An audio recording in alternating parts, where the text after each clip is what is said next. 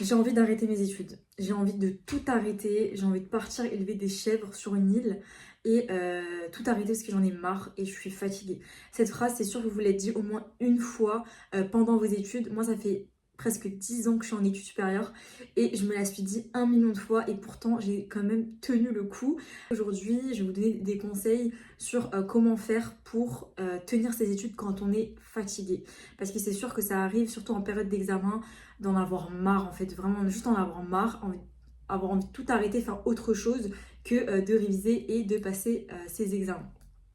Du coup, c'est parti pour le premier conseil. Le premier conseil, ça va être de se rappeler pourquoi on fait des études. Alors, peut-être que vous faites des études parce que vous voulez un diplôme, vous voulez une situation, vous voulez avoir un travail stable et du coup avoir de l'argent pour payer vos factures. Peut-être que vous faites des études parce que vous voulez plaire à maman, papa pour qu'ils soient fiers de vous, pour que votre famille soit fière de vous. Peut-être que vous faites des études pour apprendre, pour avoir juste des connaissances. Peut-être que vous faites des études par ego. Peu importe la raison pour laquelle vous faites des études, sachez que vous faites des études parce qu'il y a une raison derrière. Même si elle n'est pas forcément la plus valable, mais en tout cas, vous faites des études parce qu'il y a quelque chose derrière, il y a une raison. Vous ne faites pas des études juste comme ça parce que vous avez envie comme ça de faire des études. Non, il y a une raison derrière pour laquelle vous faites des études. Rappelez-vous que vous faites des études parce qu'il y a une raison. Ça, c'est important, mais c'est pas suffisant. Quand on est vraiment fatigué, même s'il y a une raison, même si vous savez que c'est pour votre bien, même si vous savez que c'est pour votre avenir de faire des études, etc., vous n'allez pas réussir forcément à tenir le coup, mais c'est bien quand même de se rappeler que vous ne faites pas des études comme ça pour rien. Vous n'êtes pas levé un matin comme ça et vous dites ok, je vais faire ça. Non, vous avez réfléchi, il y a une raison derrière. Ça, c'est le premier point.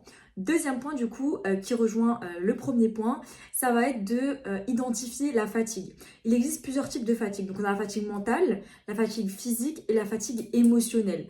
Moi, personnellement, pendant les études, pendant toute la durée de mes études, la fatigue qui s'est plus ressentie, c'est la fatigue émotionnelle. La fatigue physique, je l'ai souvent quand je travaille en tant que sage-femme à côté de mes études, ou alors l'été, en fait, quand je travaille en tant que sage-femme, là, j'ai une fatigue vraiment physique. Et sinon, pendant les études, c'est surtout une fatigue émotionnelle et un petit peu mentale. Et je vais vous donner un peu comment les identifier, comment faire en sorte de pallier ça pour pouvoir continuer ses études et être toujours efficace. Donc le premier point, c'est donc la fatigue émotionnelle. Alors moi, comment ça se traduit? Ça se traduit par le fait que, en fait, je suis quelqu'un de normalement assez sociable et les études, ça me met dans un petit coin. Je me sens isolée en fait.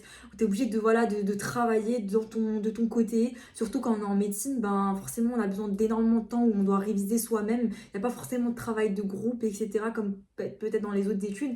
Et ça, c'est vrai que ça correspond pas forcément à ma personnalité. Moi, je suis quelqu'un de, comme je l'ai dit, plutôt extraverti et les études de médecine, ça me pousse à rester dans la solitude. Et ça, c'est quand même assez dur à vivre, je trouve.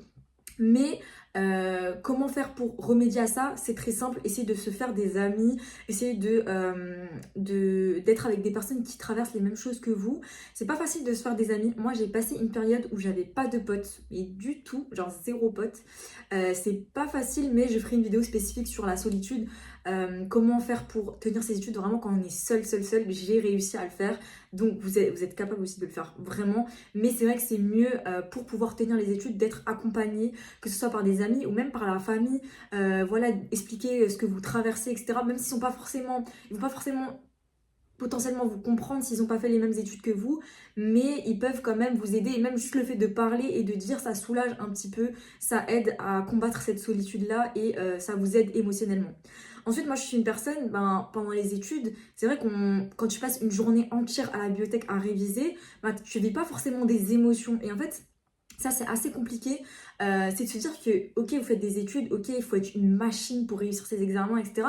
Mais vous restez un être humain avec des besoins primaires, en fait. Donc, vous avez besoin de rigoler, vous avez besoin de vous amuser, vous avez besoin de passer du bon moment aussi. Donc, c'est important de se laisser ce moment-là dans la journée. Moi, j'avais vu une vidéo d'un psychiatre et je trouvais que c'était hyper intéressant. Il disait, en gros, que quand tu es fatigué, tu vas pas dormir une semaine, tu vas pas dormir un mois, tu vas pas dormir 2 mois. Quand tu as envie de prendre des vacances, il y en a, c'est comme quand on travaille, on a par exemple 2 semaines de congé, tu vas prendre 2 semaines de vacances. En fait, ça ne matche pas avec les besoins de l'humain. En fait, l'humain, il a des besoins, mais c'est des besoins journaliers, en fait. C'est-à-dire que quand vous êtes fatigué, vous avez besoin de dormir la nuit, vous n'avez pas besoin de dormir une semaine et après, hop, pendant une semaine, vous allez travailler. Pareil pour les vacances. Normalement, les vacances, ok, je prends 2 semaines, mais après, je fais que travailler. Mais en fait, vous ne sentez pas vraiment le repos, vous voyez ce que je veux dire? Donc, du coup, ce qui est important vraiment, c'est de prendre dans la journée des moments de pause. Même si vous devez beaucoup travailler et que vous avez la masse de choses à apprendre, il faut que vous soyez assez méthodique pour vous permettre, en fait, de travailler, mais en même temps de profiter parce que vous restez un être humain et vous avez des besoins primaires comme rigoler, manger, bien manger, bouger et pas tout le temps réviser sur son bureau. C'est pas facile à faire. Moi-même, j'ai encore du mal alors que ça fait presque 10 ans que je suis en études. Donc, comme j'ai expérimenté la vie d'étudiante, je pense pas mal et il me reste encore plusieurs années encore à faire, enfin à passer. Mais vraiment, ça, c'est hyper important de prendre du temps pour soi dans la journée. Donc ça, c'est pour la fatigue émotionnelle. Ensuite, ça va être aussi de couper les liens avec les personnes qui vous pompent votre énergie. Il y a des gens, je les appelle les sensueux, ça veut dire des pompeurs d'énergie. Ils vous pompent tellement que vous rentrez chez vous et vous n'avez plus d'énergie. Voilà, eux, il faut couper les liens immédiatement parce que c'est vraiment eux qui vont vous fatiguer encore plus que les études. Les gens qui vous ramènent des problèmes, les gens vous avez des problèmes mais eux ils vous écoutent jamais, mais par contre quand c'est eux qui ont des problèmes, voilà, faut que vous soyez à l'affût, faut que vous soyez là pour eux. Vous voyez, ce type de personnes là, il faut couper les liens parce que c'est des personnes qui vous bouffent votre temps et qui vous bouffent votre énergie et quand on est en études on n'a pas le temps en fait d'être mangé comme ça, d'avoir des gens qui sont énergivores autour de soi. Donc faut les repérer et les éliminer en fait, voilà. Ensuite, la fatigue physique. Alors pour la fatigue physique, si vous ressentez la fatigue physique, ça va être plutôt, voilà, vous êtes en manque de sommeil, vous sentez tout le temps fatigué dans la journée, vous avez du mal à dormir, vous avez des insomnies, ce genre de choses-là. Ça, c'est plutôt la fatigue physique, ou alors vous dormez trop, soit insomnie, soit hypersomnie, vous dormez trop. Dans ces cas-là, il faut faire donc du sport, il faut essayer de trouver un moment pour faire du sport. Essayez de faire quelque chose qui vous plaît, ça sert à rien de faire un sport que vous aimez pas. Si vous aimez pas courir, vous aimez pas courir. Essayez d'aller nager, je sais pas, faites de l'escalade, marchez un petit peu. Mais en tout cas, il faut bouger au moins 30 minutes par jour. Parce que si vous restez sur votre bureau, je vous promets que vous allez vous faire des maladies en fait. Moi, bon, je me suis auto-diagnostiquée, j'avoue. À force d'être sur mon bureau, à force d'être comme ça, je me suis fait un syndrome de Tietz. Donc pour ceux qui connaissent pas, en fait, c'est une inflammation du cartilage de la... Moi je pense que c'est la deuxième côte, entre le sternum et la côte. Et en fait, j'ai une inflammation chronique, ça veut dire que j'ai des douleurs chroniques à ce niveau-là et il n'y a rien à faire. Ça veut dire qu'on m'a dit il n'y a rien à faire. Donc en fait, ça fait 1 an et demi que j'ai ces douleurs-là et je vis avec. Mais vraiment, c'est hyper relou. Donc vraiment, prenez soin de votre santé parce que je vous jure qu'à un moment, quand ça va s'installer, c'est plus dur de le retirer. Enfin, moi, j'ai déjà consulté des médecins et ils m'ont dit que il n'y avait rien à faire en fait et qu'il fallait attendre et que ça allait partir tout seul. Ça fait 1 an et demi j'attends, c'est jamais parti. Mais le problème c'est quand ça arrive en fait c'est trop dur à éradiquer. C'est pour ça qu'il faut vraiment faire du sport pour éviter cette situation là. Ensuite, bien manger, essayez de bien manger, c'est-à-dire éviter tout ce qui est boissons gazeuses, le sucre et tout ça. Je sais que pendant les études en fait c'est mon réconfort. Vraiment le sucre c'est mon réconfort. Quand je fais des études, j'ai toujours besoin d'avoir un petit truc sucré à côté, d'une petite boisson, etc. Mais il faut se dire que le fait d'être attiré par des aliments qui sont pas nutritifs, tout ce qui est gras, les produits transformés, etc.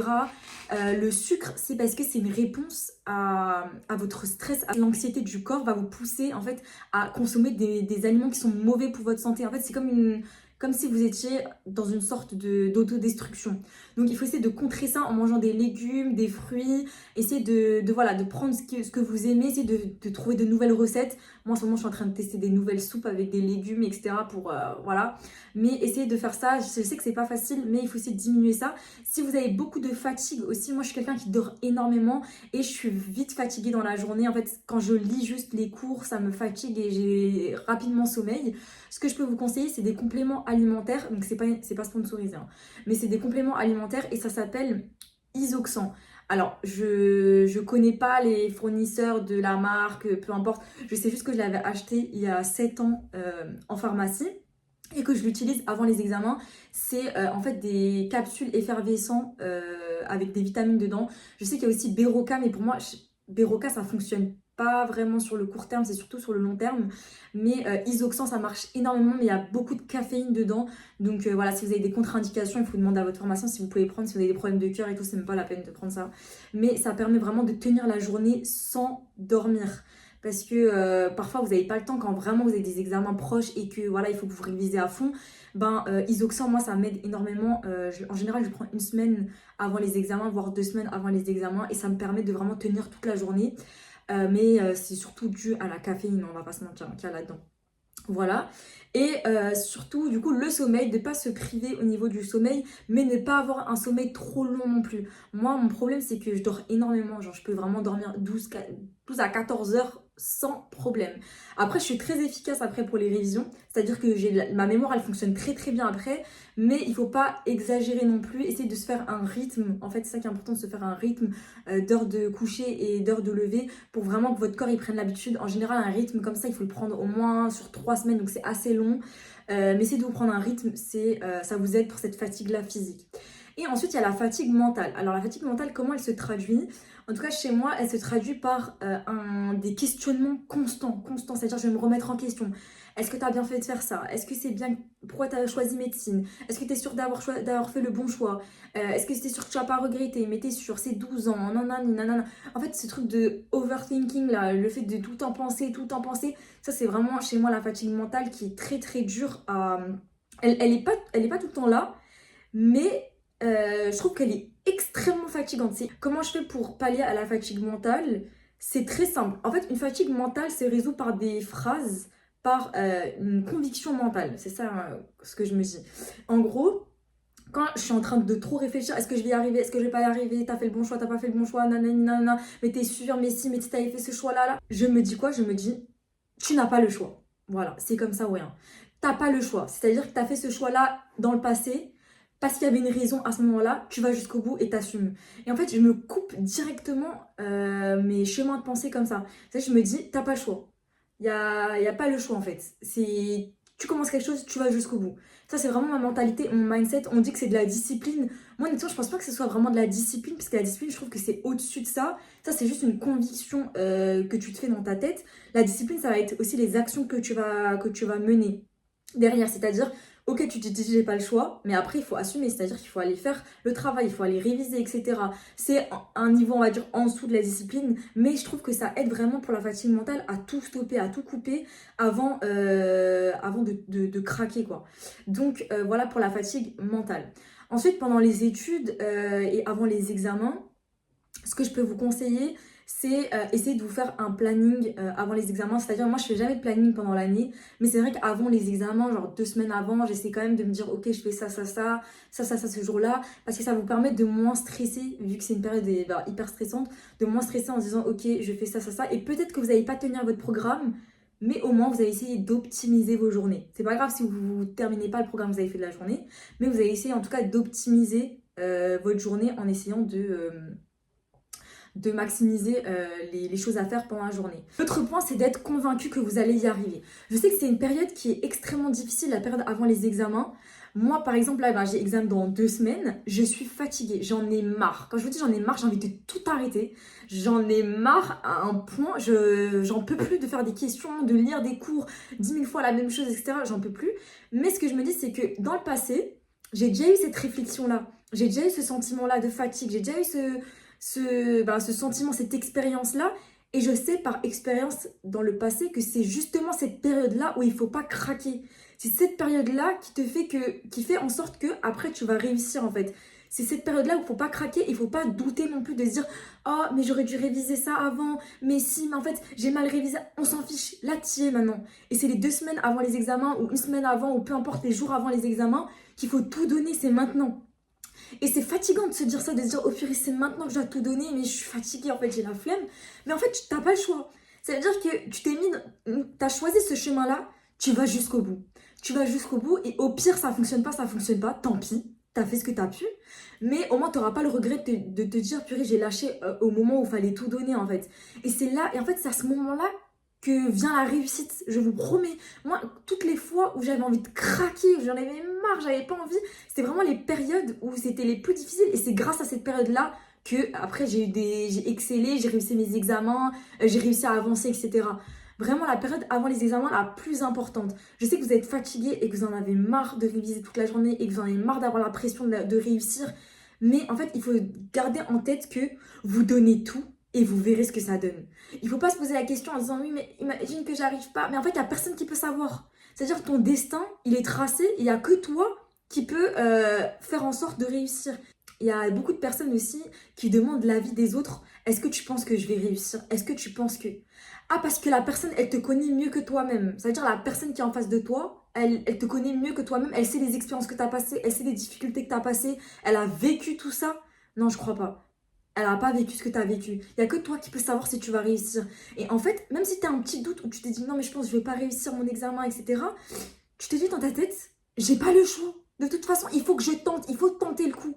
Parce que tenter, tu ne perds rien à tenter quelque chose. Mais par contre, si tu t'élimines toi-même, ça veut dire si toi-même tu te sabotes, il faudra pas venir pleurer en disant ouais, mais j'ai pas réussi mon examen, si ça. C'est toi qui as fait en sorte que tu n'as pas réussi. Vous êtes là, vous êtes en face de la copie, vous êtes là en face du truc. Non, mais j'ai peur de pas y arriver, j'y vais pas. Je vais pas à l'examen. J'ai peur de. Je révise pas. Mais en fait, t'as peur de la chose, mais c'est toi-même qui as créé ça. C'est-à-dire que tu as peur de l'événement qui va se produire, mais c'est toi-même qui t'es mis tu t'es mis dans cet événement-là, tu t'es mis dans cette circonstance-là toute seule, tu t'es éliminée toute seule. Il faut pas faire ça, les filles, il faut pas faire ça. Ayez confiance en vous. Je sais que c'est difficile, dites-vous, moi-même, j'ai fait presque 10 ans d'études, je doute aussi parfois, je me dis, est-ce que je vais y arriver, est-ce que je vais pas y arriver? Mais ça fait partie du processus, en fait. Et j'aime pas, en fait, moi, ce que j'aime pas, c'est les gens qui vous font croire qu'ils réussissent tout, que c'est des génies, qu'ils connaissent tout. C'est pas vrai, je vous promets, c'est pas vrai. Moi-même, d'un point de vue extérieur, je sais qu'il y a beaucoup de gens qui me voient comme quelqu'un qui réussit tout, qui est intelligente, etc. Certes, j'ai beaucoup travaillé et ça fait en sorte que j'ai maintenant plus de facilité pour certaines choses, mais je vous jure que c'est du travail. C'est pas inné, en fait. Les gens, ils veulent vous faire croire qu'ils ont des compétences innées, qu'ils ont réussi tout, mais du premier coup, qu'ils n'ont jamais d'échecs. C'est faux, je vous jure, c'est faux. C'est juste les gens, ils parlent pas. Ils aiment bien vous dire qu'ils ont réussi des choses, mais quand ils ont échoué des choses, il y a personne, ils veulent pas dire. C'est tabou pour eux. C'est pour ça, l'image, en fait, l'image que les gens vous renvoient, elle n'est pas réellement celle qu'elles sont, en fait. C'est pas réellement les personnes qu'elles sont au fond.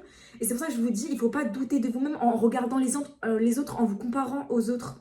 Il faut que vous regardez vous-même, vous dites, ok, ça c'est mes points forts, ça c'est mes faiblesses. Comment je fais maintenant pour remédier à ça? Comment je fais maintenant pour réussir à contrer mes faiblesses et augmenter mes compétences? C'est ça qu'il faut vous dire. Il faut jamais se comparer aux autres. Certes, il y a des gens qui ont plus de facilité. Bon, certaines personnes, c'est vrai, mais c'est pas la majorité, premièrement. Et deuxièmement, on s'en fiche. On s'en fiche. Est-ce que cette personne-là, elle va jouer sur ta... Non. Dites-vous que vous êtes dans un jeu et c'est vous le maître du jeu. Ça veut dire que vous ne regardez pas les gens autour de vous, vous avez votre propre jeu et vous vous mettez dans votre bulle et vous vous concentrez à réussir ça. Et c'est tout. Et tout va bien se passer. Voilà, bon courage à tout le monde pour vos examens. Je sais que c'est dur, il faut tenir le coup, d'accord? Il faut tenir le coup. Je sais qu'on est fatigué et qu'on en a marre, je dis on parce que je m'inclus dedans. Moi-même, je regarde mes propres vidéos pour me motiver, je vous préviens.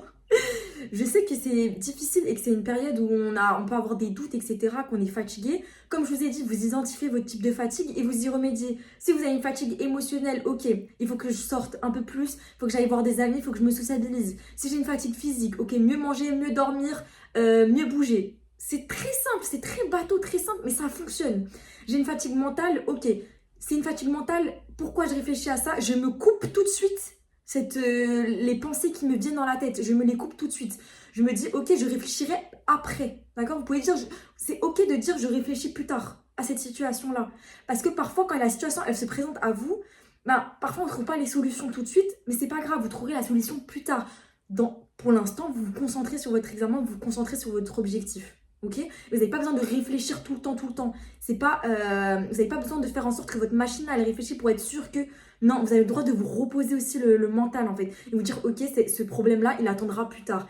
Et si ça peut vous aider, moi ce que je faisais, qui marche énormément, si vous êtes très fatigué parce que vous avez beaucoup de choses à faire, beaucoup de choses à penser et vous avez une fatigue mentale intense, ce que vous faites, c'est que vous allez dans votre téléphone, dans vos notes, où vous prenez un papier et vous notez point par point tout ce qui vous stresse. Comme ça, au moins, vous n'avez plus besoin d'y penser dans votre tête, mais ce sera écrit quelque part et ça vous soulage déjà. Ça vous enlève cette fatigue-là de penser aux choses. Ah, mais il faut que je pense à ci, il faut que je pense à ça. Tout est écrit, vous n'avez plus besoin d'y penser, c'est écrit quelque part.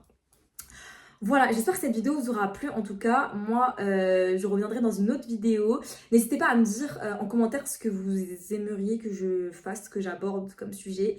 Voilà, je suis désolée pour le temps de... En général, enfin, j'avais prévu de faire beaucoup de vidéos, mais là je m'y remets petit à petit. Voilà, n'hésitez pas à me dire ce que vous en pensez, si vous êtes d'accord avec moi, si vous n'êtes pas d'accord avec moi. Mais en tout cas, moi je suis d'accord avec moi, ça c'est sûr. On se retrouve dans une prochaine vidéo et voilà, bon courage à tous.